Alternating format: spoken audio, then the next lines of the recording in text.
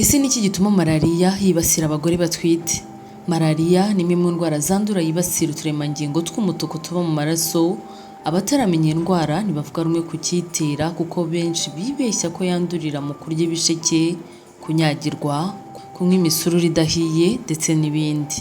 Nyamara iyi ndwara ikwirakwizwa mu bantu no mu bo w'ingore, ariko by'umwihariko imibu y'ingore yitwa A. Nk'uko imibare ibyerekana, abantu bari hagati y'ibihumbi 700 na miliyoni 200,700 bapfa bazize malariya, ndetse ikibabaje benshi muri bo akaba ari abana ndetse n'abagore batwite. Ese ni ukubera iki indwara yaba yibasira abagore batwite cyane? Iyo umugore asamye hari impinduka nyinshi zihita ziba mu mikorere y'umubiri we. Ubusanzwe uturemangingo two mu bwoko twa TH1 dusanzwe turinda abasirikare bakora umubiri ntituba tugifite ingufu mu kurinda umugore utwite.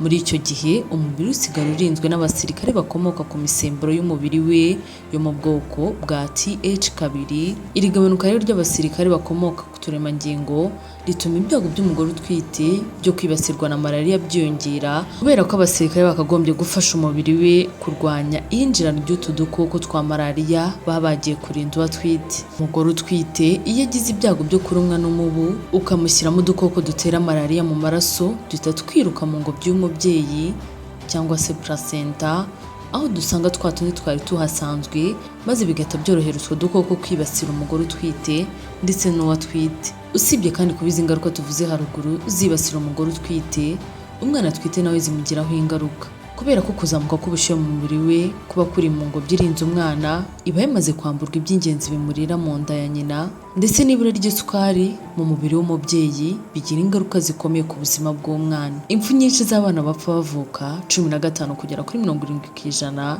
muri zo zikomoka kuri iyi ndwara ya malariya. Ni byiza ko umugore utwite akomeza kwirinda malariya, yita ku isuku yo mu rugo, atema ibihuru byakurura imibu, akwiye kandi gusiba ibinogo byose byazana amazi akurura imibu, ndetse kandi agakomeza kuryama mu nzitiramibu ikoranye umuti. Akwiye kandi kwiteganyiriza kugira ngo atazarwara malariya atiteguye, aho imiryango cyane cyane abagabo ikaba ikwiye kugira ubwisungane mu kwivuza, ndetse ikanateganya amafaranga y'urugendo yabafasha kugeza umugore kwa muganga mu gihe yabafashwe n'indwara ya malariya. Kwivuza vuba kandi neza ni kimwe mu bizafasha kugabanya ubukana bwayo, ariko icy'ingenzi ni ukuyirinda itaragufata, dore ko kwirinda biruta kwivuza kandi bikaba binahendutse.